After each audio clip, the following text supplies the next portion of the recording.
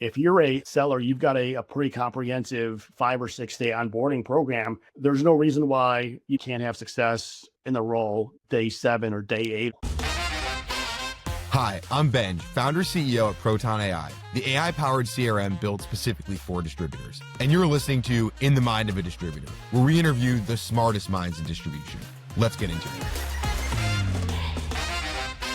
Ali, thank you so much for coming on to the podcast. Really excited to have you. We've known each other for a number of years, working together as you were building out the inside sales team at a really large industrial distributor. You've got an incredible track record in distribution over 2 decades. I'm curious to hear how you got into the space. I've been in distribution for almost 25 years. I came into it totally to a brand new industry. When I think about inside sales, I thought it was the safest and the fastest way for me to learn the business was to do it from the inside. If you go on the outside, there's just so much technical knowledge that you have to have success. And what better way than to understand the business by making calls, by taking calls, understanding, customer order activities and the quoting activity that's out there. And, really it was 2 things. One, it helped me accelerate the learning curve of understanding the business. And 2, there was a massive coverage gap I noticed in the segment of small to medium sized accounts that nobody was really focused on. So it really grabbed onto me and I could never let it go. So you came into the business working in proactive inside sales yourself. How did you end up sort of getting into the business of building proactive inside sales teams? Yes, I will tell you early on in my role, it was this really small inside sales team that I was a part of. And I saw the opportunity to be able to build and grow that team. So I kept raising my hand over and over saying, hey, let's add people, let's build a team. And the response I got back is, I'm not sure if you're cut out to be a leader in the role. So it took me about 3 or 4 times asking, I finally got the shot. This is at Wesco. That's right. It was actually a part of CSC, which was a company that Wesco acquired later on. But I was a small team. People thought of me as the nice guy. They didn't see me as someone that could really, truly, manage a sales leadership team that would really require the amount of focus it would require. So it took me asking multiple times for me to get that shot. And as soon as I was able to go out there and show the impact of what this could do, I had the opportunity and kind of got labeled the person that was known at building inside sales teams. And so that first team that you built, what were some of the things you learned that you've applied? Because that's the first of 3 times you've built a proactive inside sales team from scratch in distribution. There was a lot. It was a matter of identifying the right talent, having the right technology, having the right way to onboard talent. It was figuring out how do you best integrate this type of team within a field sales organization to drive collaboration. I did a lot of learning on the fly. I made a lot of mistakes early on that kind of shaped my career into what it is right now. Any anecdotes that stand out from that first time building, like you just got absolutely kicked in the face? A big part of it was, I think, talent selection. That's the biggest thing that you've got to focus on, is making sure you've got the right talent that you're bringing on board. And I don't think there was a lot there back in those days in terms of talent assessments and really figuring out what it was going to take to identify someone that would be good with being able to make the amount of calls that they would have to make, facing rejection, and being able to keep fighting through that. So yeah, I would say talent selection was the biggest thing. What did you have to prove to the business? What were the metrics you initially presented to say, hey, we got to scale this thing? My initial focus with the inside sales team was highly qualified lead opportunities for the outside sales team. And whatever we could do to shorten that sales cycle. On those accounts that no one was really paying attention to. Correct. And then you got pulled to Truck Pro. Same story. Did you start again as an inside salesperson with the idea to build out that team, or was there already a team in place? No, it was a PE-based organization. They really didn't have an inside sales team out there. I was recruited, again, based on the people that knew what I did over at Wesco, to be able to build out a similar team over at Truck Pro, which we did really well. We had a lot of great success. Anytime you're going into a new industry with this, there's always going to be people that will say, hey, I don't think this works in this business, right? That's the biggest motivation factor for me to be able to go out there and prove that it can be done. So that model started with being able to build out an inside sales team focused again around lead generation. And then it ventured into building a team to cover small to medium size accounts that we know were not being covered by the outside sellers. And how big did that team get by the time you left? From 1 to about 12 resources. And then you went to the large industrial distributor after. Yep. And That's if I right. remember the story correctly, you started on the phones. Like you were like, I'm going to prove this out myself first. And then you scaled literally from yourself to a team of what, 90? Yeah, I did spend the first 2 months being able to make outbound calls because I really wanted to fully develop the playbook. It's a tough role. You can't really be successful and have other folks do it if you haven't done the role yourself. So being able to make the phone calls, being able to learn the business, developing the playbook, and showing, the impact you could have by simply making an outbound call really helped prove out the concept. And as the team grew, I could quickly separate real issues versus excuses, which is really big. I feel like you just have insane hustle. And like a lot of people that are leading sales teams, they start out in sales and then they end up in some kind of leadership role and they never actually like go back to the beginning. And so it's amazing. I what you're saying resonates so much, and you just have insane hustle, which is super cool. So you've obviously worked across 3 segments: electrical, automotive, and industrial. All 3 have been successful with inside sales. Are there certain patterns that you've seen for businesses that will be more successful with inside sales than others? Obviously, a dynamic that every distributor has is they have a long tail of accounts that no one really cares about. Is it just that, or are there other dynamics you have to have in the business to make this model work? Yeah, I mean, I'll tell you, it's not the products.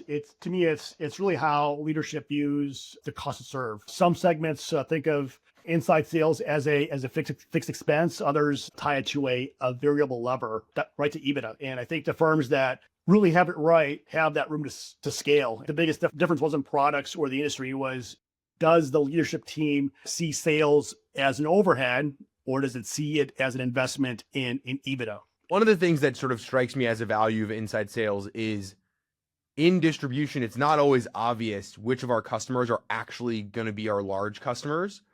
And a lot of times, for some distributors in the US, Boeing is a small customer and they would be in this SMB bucket. How often were you guys finding these sort of diamond in the rough customers that you would then upgrade into the like larger customers over time? And how important is that to sort of understanding the value of having inside sales? Yeah, that's a phenomenal point. I mean, there's a lot of, I will say, customers that were disguised in that SMB bucket that we later realized were large accounts that needed outside sales coverage. I will tell you, the first year as I was making calls in these small accounts, many of those accounts that were either small or had 0 sales attached to them became 6-figure accounts over 12 months. And again, it was because there was a lack of being able to really qualify the account for overall sales potential. It was being looked at as an account that actually had a couple $1,000s in sales or no sales at all. And why are we even bothering focusing on this account? So you've got to go out there and really qualify the account and determine, where's that account best served? Is it with an inside approach? Is it with an outside approach? Or is it simply by leveraging the website, right, where they can self-serve? What is the playbook that you need for inside sales? Is it about account prioritization? Is it about how the reps are managing the call? Like what makes a playbook? It's being able to understand, how do you take someone that's got ambition and desire and putting them in a spot where they're conversationally competent in the industry. Being able to have them understand some of the baseline information of the industry, some of the relevant questions to be able to ask to further qualify the opportunity, figuring out what resources you can leverage to be able to provide value to the customer. I think it's all of those. And most people tend to think you're trying to add talent to the team that's got industry experience. And I would tell you, it's the opposite. You're looking for people that are hungry to grow. The last thing you need is someone that's got 10 years of industry experience. You need people that that have desire and that hustle and that grit and that curiosity, and they've got this willingness to be coached. I think those are the folks that seem to thrive in this type of role, and they don't really see it as a job. They see it as a stepping stone to a bigger career in sales or within the company. So you're hiring people that are like super high grit, a lot of hustle, not unlike you in your early days. How much training do you have to do on the actual things that people are selling?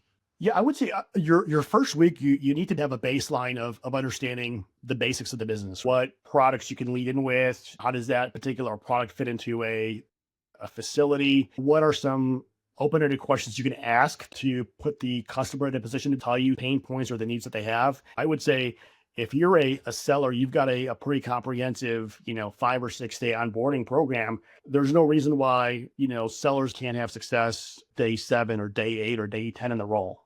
That is Ali speed right there. I mean, I feel like we talk about ramp times in distribution as being like 2 years to get up to speed. You're talking about hiring someone and ramping them in the first week, and they're already on the phones selling product.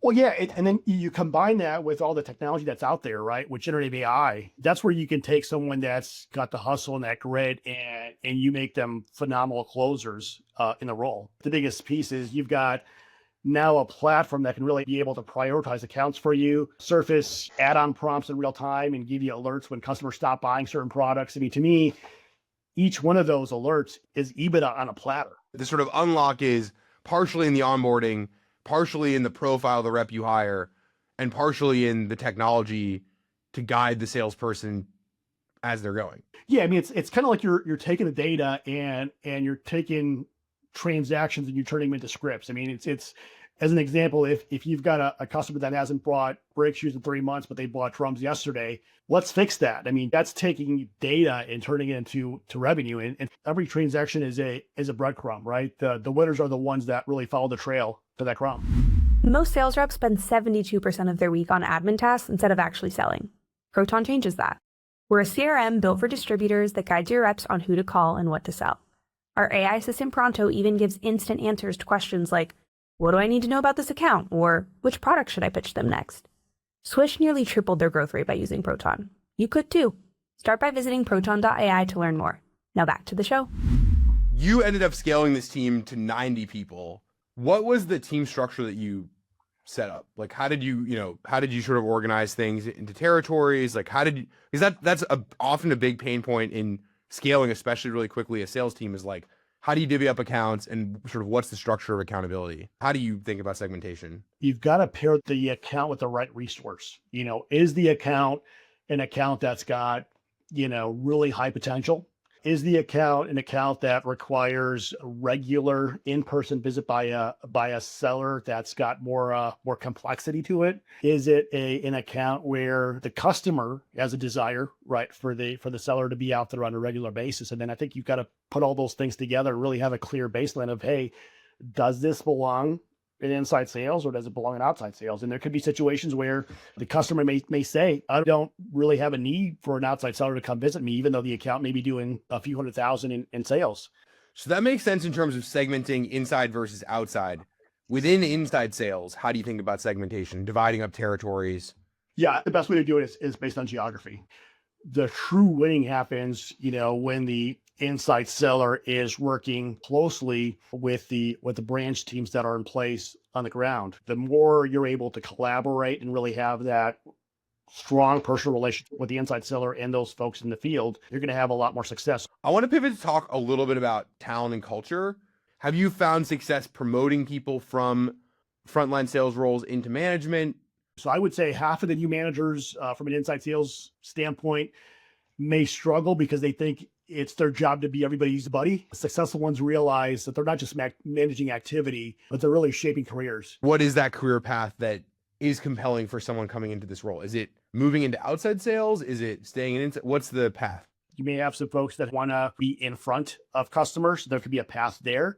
You may have some individuals that aspire to this leadership path option. You may have situations where they want to move to a national accounts role or be a recruiter with an organization or do things around data analytics. I think it just depends on what the individual career path needs and wants are. And I've seen folks that have started off in inside sales venture into every single one of those categories. Seriously, you had someone in inside sales go into data analytics? We had and Amazing. Recruiting and national accounts. Yep. So yeah, we've seen it all.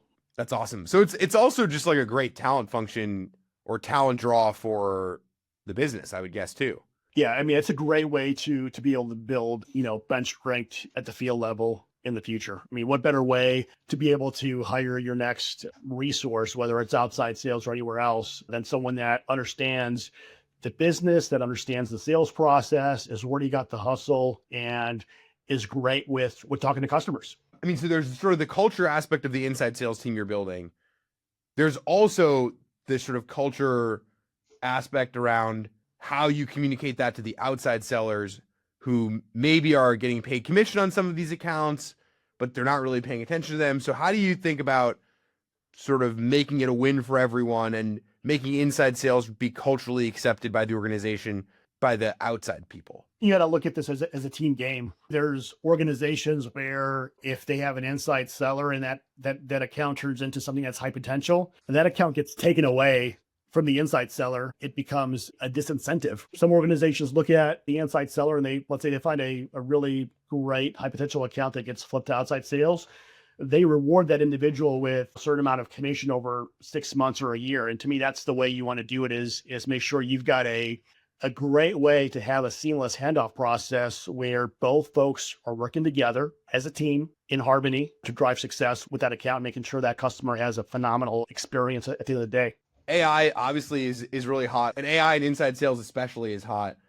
What have you seen be sort of the most powerful opportunities for AI within inside sales? It's a few different things. One is, leveraging AI to be able to help prioritize the accounts that you can call on. Because if you think about a inside seller, they may have hundreds of accounts that are assigned as part of their portfolio. How do you best prioritize the accounts that need that attention that day?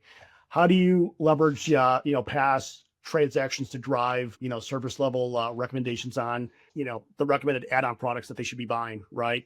How do you take, I would say, the AI model and turn it into this machine that's the actual strategist, right, of the business, and then you've got the rep that's actually focused on being able to close. To me, this kind of puts you in a spot where the reps are not wasting time figuring out who to call or what to sell. They're just going out there and executing the playbook that the AI engine is giving them. That's the future. I mean, if you're not building AI into inside sales today, my view is you're donating EBITDA to your competitor. Yeah, makes sense. I'm curious what you think this will look like in 3 years from now. You're going to have great sellers out there that will embrace and adopt AI and use it as a way to be more successful. And to me, it's got to be the connection between AI being the component that kind of feeds you the intel, and then you've got the actual seller that's out there really executing the playbook. I mean, to me, it's going to be as simple as that. It's a must have. You need to leverage it. There's going to be a clear separation of folks that are leveraging AI and those that are not, that don't exist in the space at all. When you were leveraging these kinds of tools in your last company, did you see a separation in performance of the reps based on how much they were using the technology?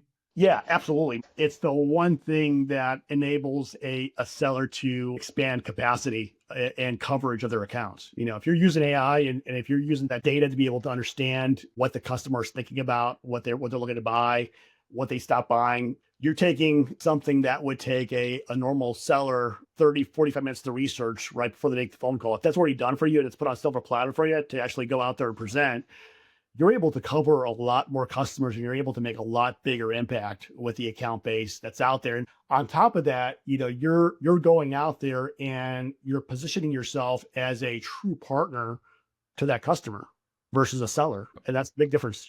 And one of the main challenges with inside sales especially is your connect rate is pretty low. So if you're spending 20 minutes preparing for a call only to go to voicemail, it's brutal. Like, it's just brutal work.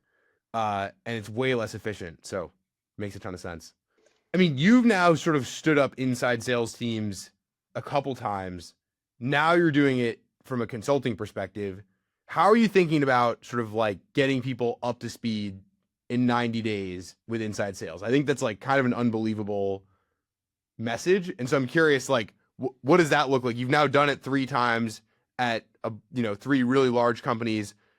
Sort of what's your playbook for standing up inside sales? It's, identifying and developing a plan to be able to attract and identify great sellers to add to the team, create the right training program to make sure that those folks are successful, having the right leadership around them to be able to make sure they're able to coach them and inspire them to success. And then fourth is making sure you've got the rest of the organization in the field in alignment to support that growth. I will probably the last part of it's the most important is you've got to make sure the organization, the field leadership team, and all the folks that you have, internally today understand the value of why this is important, why, it becomes, the oxygen in the business long term is to have this in place. If you had the the mic to every CEO in distribution for 60 seconds, what would you tell them they're ignoring? Most CEOs assume their field sellers are covering all small to medium-sized accounts, but the reality is quite different. These accounts often receive very little attention. It inflates their cost to serve, and it leaves their EBITDA expansion untapped. So to me, the inside sales model is the lever to close that gap. It's a lower cost to serve. It's a higher touch approach that consistently drives growth in the areas that the outside sales model can't reach. And the truth is, your small to medium-sized accounts aren't being overlooked. They're being developed by your competitors. One thing that we really value at Proton is curiosity. So after a long and successful career in distribution, what's one thing you're still curious about that you don't have a good answer for, you're still trying to figure out? What I still don't know is, how do you fully unlock the full potential of people? You can build playbooks, you can build models, you can build technology. The real magic happens when someone believes in themselves in a big way enough to be able to chase a bigger career or a bigger goal. I've seen people that I thought would never make it, right, and become stars in the role. And I've seen others that have so much talent that seem to fall short. So the gap between potential and performance is something I'm still trying to, figure out. What's the number one mistake you see inside sales reps make? Not having the mindset right. So again, it ties back to belief. Do they truly believe, when they make that phone call, it's going to result in success, right? And do they truly believe when they're starting off the day that they realize they're going to have a couple of great success stories at the end of the day, or do they realize in their mind it's going to be an okay day? It comes back to mindset. Do they have their mind right, and are they focused to win? And the mindset piece of it is very relevant in athletics and in sports, and I would say it's the same exact piece within sales and distribution. This was amazing. Thanks, Ali. I really appreciate you doing this. No, my pleasure. This was fun. Like I said, it's been great to follow your success. You're making a big impact on the industry, and it's great to see. Likewise. That's it for this episode of In the Mind of a Distributor. If you like this conversation, leave a review. It helps more folks in distribution find the show. If you're thinking about a CRM for your business, head to proton.ai to see how Proton can help you grow faster. Or if you want to connect with me, you can add me, Benj Cohen, on LinkedIn. Thanks for listening, and I'll catch you next time.